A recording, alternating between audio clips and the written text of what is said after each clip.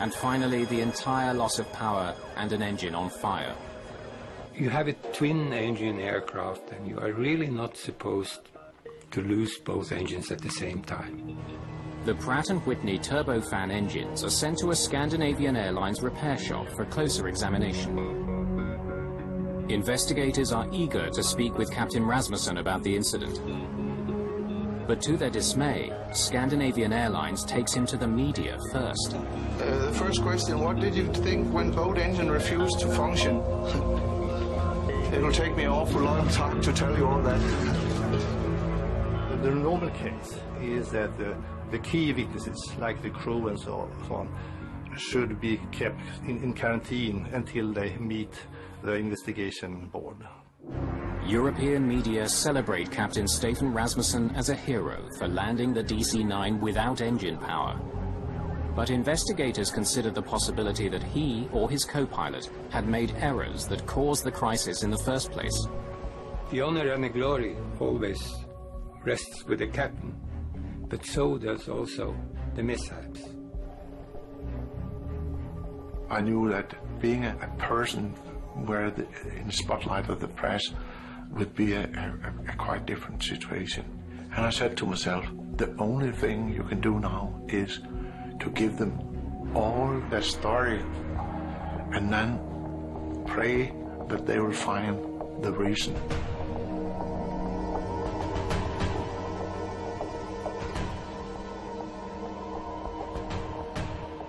Lars Lindberg is an investigative representative for the Swedish Airlines Pilot Association. He examines the wreckage for signs of mechanical or structural failure.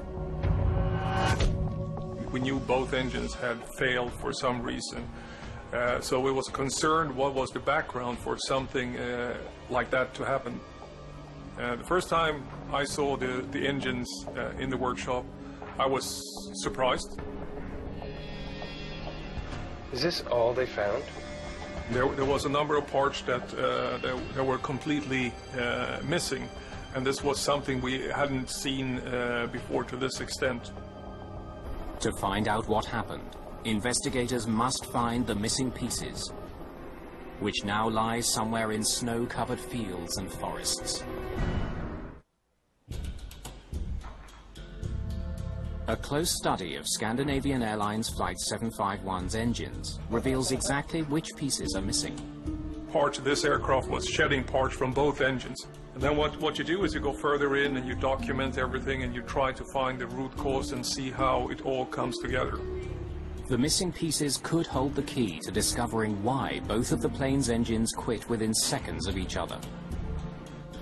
But they could be anywhere along the 15-kilometer route the aircraft covered during its short flight. They must be found. Investigators use the flight data recorder to map the plane's journey and determine where engine parts may have fallen.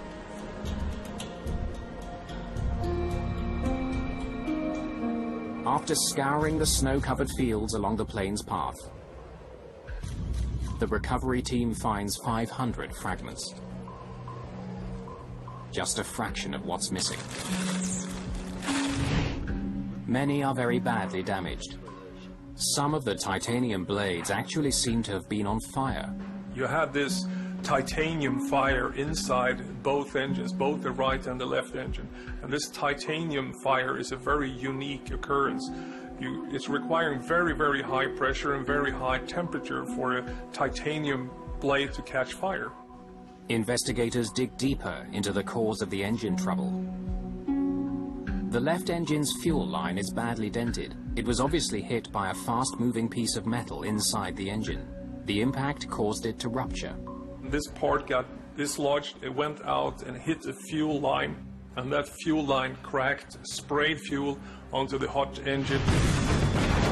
The engine was clearly coming apart during the flight. That sounds serious. The discovery explains the fire in the left engine and why so many pieces of it were found so far from the crash site. But investigators are left wondering why the engines broke up in the first place. A major clue comes from passenger and crew testimonies. which told of repeated booming noises before the left engine caught fire. The cockpit voice recorder picked up these sounds. So you can hear that, and we could correlate that with when the damage occurred. You can see that on the flight data recorder. The sounds are familiar to investigators and leave no doubt. The DC-9's engines began surging shortly after takeoff. Jet engines rely on a steady stream of air for combustion. A series of fans move incoming air through various stages of compression. But when that flow is disrupted, fuel at the rear of the engines ignites violently and shoots forward. That's a surge. You can have a small surge and you can have a large surge. You can have the complete surge on the whole engine. Sounds serious. This surge process was very violent, so after a very short time, we had an aircraft with 2 engines that could not be restarted, that didn't generate any thrust. Basically, you had a giant glider at that point.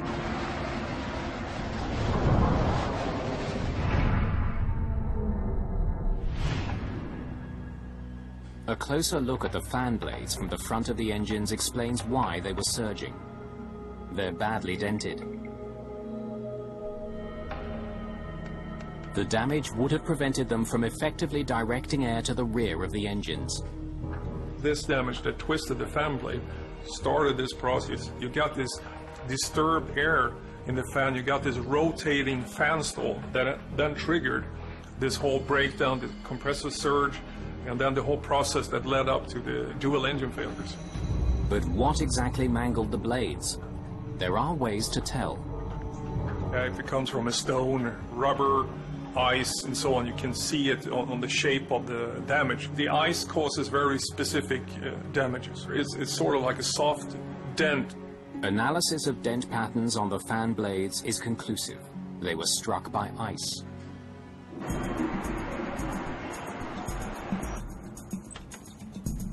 Now investigators want to find out where the ice could have come from. Weather data for the 24 hours leading up to the crash. They know Stockholm had been hit with rain and snow in the hours before Flight 751 took off. It was a situation with a temperature around 0 degrees. It was a drizzle, snow, rain in the morning. They learned that the DC-9 arrived from Zurich the night before, with the fuel tanks more than half full. They had quite a large amount of reserve fuel, of diversion fuel, in their wings. The fuel in the wing tanks were close to minus 20 degrees Celsius. The conditions that night were ideal for the formation of ice on the wing surface. And here you had very, very cold fuel on the top wing skin. And as the temperature dropped during the night, it went to snow and rain, and finally snow. So there was a layer cake. Ice at the bottom, slush, and snow on top. About 10 inches total on top of the wings in the morning. Responsibility for de-icing the plane ultimately falls on the captain. Rasmussen insists he was aware of the overnight buildup. Investigators wonder if the pilot did all he could to ensure his plane was completely free of ice. Rasmussen claims he instructed technicians to de-ice the plane thoroughly. I didn't walk around with the aircraft. It was cold, it was frosty. Noticing that there was still frost on the wings, the head technician ordered a second round of de-icing. I was really convinced that the aircraft was clean. And so was he, so was he. Where are we now with the de-icing? The wings aren't quite done. They've done the underside. The cockpit voice recorder backs up Rasmussen's testimony. They've got it good and clean under the wings? Yes, yes. De-iced the aircraft once and looked at it and said, once more. And they de-iced us the second time. In fact, a total of 850 liters of fluid was sprayed on the aircraft. But the fluid may have been faulty, not potent enough to melt the thick layer of ice that had accumulated on the wings overnight. Technicians test samples of the fluid used to de-ice Flight 751. We found no discrepancies. There was nothing wrong with any of the fluids used. But when investigators interview the maintenance crew that worked on the plane, they begin wondering if the de-icing team was thorough enough in their efforts. The ground crew insists that after they sprayed the wing, it appeared to be clean. But that appearance was deceptive. It looked perfect, because the clear ice on top of the fuel tanks, you cannot see the clear ice. A technician inspected the front of the wing and found no ice. He couldn't have known that there was ice further back, out of his reach. No provisions for stairs or anything that he could use to get up on the wing at the de-icing platform. It looked shiny and nice, couldn't see any ice on it, but still there was maybe an inch of ice on top of the wing when the aircraft took off. As soon as the plane took flight, the ice became a problem. On this aircraft, the engines are positioned behind the wings, and as the aircraft rotated and the wings bent in order to take the weight of the aircraft, this ice in the wing roots loosened and it sucked right into the engine. The ice damaged the fan blades at the front of the engines and ultimately caused them to begin surging. Nobody really expected this would happen, or could happen, but it did. When ice breaks off the wings during flight, it doesn't pose a problem for most aircraft. But the placement of a DC-9's engines leaves them more susceptible to being struck. The Pratt & Whitney engines on Flight 751 were designed to withstand this type of ice ingestion. Something else must explain the disaster. Investigators know that the wrong reaction by a pilot can make surges worse. They comb through the flight data to see what these pilots did when the emergency struck. The first thing you do when you have a surge, if you recognize it as a surge, is that you reduce power. Captain Rasmussen claims he did just that. Of course, you just pull the throttle back, and then you have the balance between the incoming fuel and incoming air. And that was actually what I did. But the flight data recorder tells a different story. Why is the engine power increasing? It clearly shows that in the moments after the surge, thrust was reduced, but then seconds later was increased to beyond full power. Yeah, it didn't add up because the RPM was increasing to 110%, and the throttle position was moving. It shouldn't be. The only thing that could move the throttles in clamp was the pilot's hand. But if Rasmussen didn't push the throttles forward, something else did. It would explain the captain's confusion as his engines began to surge. As a pilot, when you've gone through the training, you've done all your emergency training, you've been through the simulator, and now you have a system that's doing something that you don't expect, it's very confusing. Despite their relentless efforts, investigators can find no possible explanation for the increase in thrust. The frustrating part with the investigation was that we could not figure out why the system did what it did. Then, almost 2 months after the accident, the plane's manufacturer provides the answer. The culprit is something called automatic thrust restoration. It's brand new. It automatically increases the thrust during the climb. Swedish authorities learned that automatic thrust restoration, or ATR, was recently introduced as a safety feature on Scandinavian Airlines planes. It existed because the FAA had discovered some pilots were throttling back considerably while taking off and landing to reduce noise over residential neighborhoods. The ATR was designed to make it impossible for them to throttle back to dangerous levels. So as soon as he powered back, the system kicked in.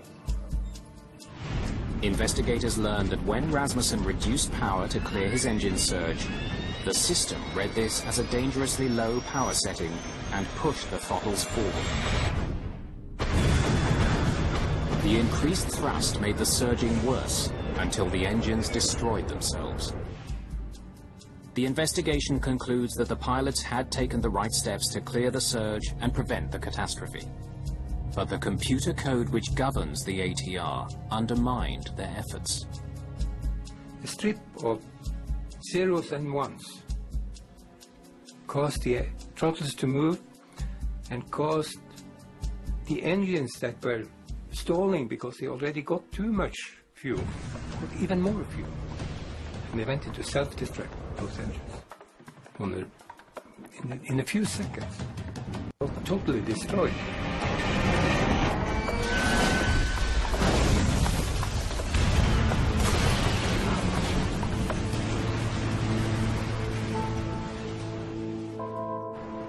The system was so new to Scandinavian Airlines that nobody there had even heard of it.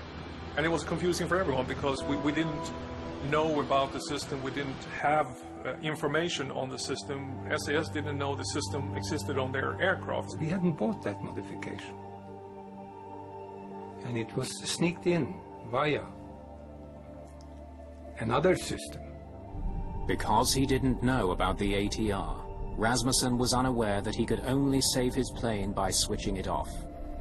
News that the automatic thrust restoration was responsible for the accident proved both a blessing and a curse for Captain Rasmussen. It eliminated any notion that he had made a mistake. When I got that message, I was really released. It was like winning in the lottery. It was, because I was so happy.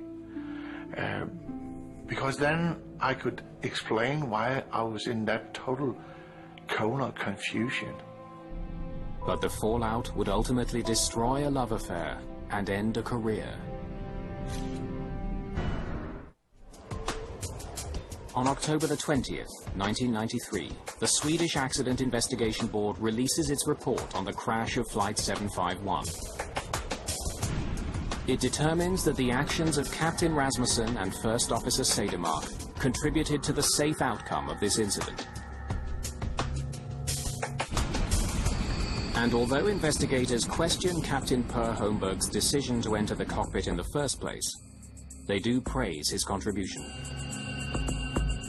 This crew flew until they stood still on the ground.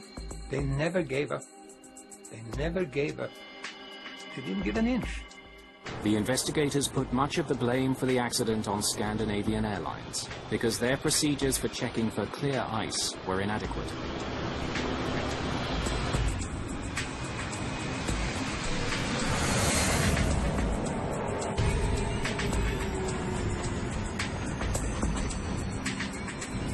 I believe it's a compressor stall. The report also condemns the fact that the pilots didn't know about the automatic thrust restoration and how it would act in a surge situation. If the ATR system hadn't been there, if the throttles hadn't moved forward, there wouldn't have been an accident. It was a bit strange that we didn't have all the documentation available to us, so we knew what we could expect if something like this would happen. In the wake of the crash, Scandinavian Airlines started training its pilots how to use the ATR system. They also implemented steps to ensure airplanes don't take off with clear ice on the wings. We changed all the procedures, we provided stairs for the mechanic, and we made it a requirement to go up on top of the wing and touch it with your hand to verify after de-icing. After healing from his injuries, First Officer Ulf Sedemark returned to the cockpit. I didn't feel the responsibility that I wouldn't be able to do my job again. Whatever happens, I know that I still can see things for what they are. And I still love doing my job, and if something bad happens, I can deal with it. But Stefan Rasmussen's return proved far more difficult. Set power. After I'd had from a high-skilled psychologist, we talked about getting in the air again. He knew that that would be a hard decision to take. Gear up.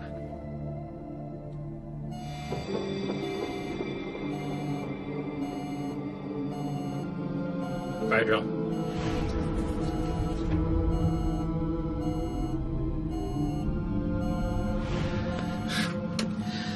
After time in the simulator, Rasmussen couldn't regain confidence in his plane. Sorry, guys. In a disaster situation, in a crisis, is that you have optimized the teamwork between man and machine. I really felt that I didn't trust the aircraft. Pilots tends to take the responsibility for all that went wrong. Too much of the glory and also too much of the responsibility. With the right counseling, about 90% of pilots involved in an accident are able to continue flying.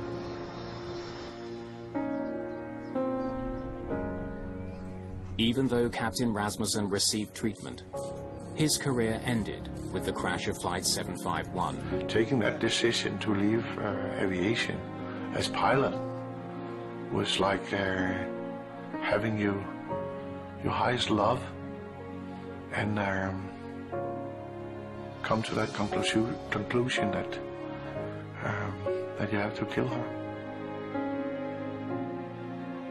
I had many hours, many missions of happiness in an aircraft. And I loved my passengers, I loved my aircraft so much, so I said, that's it.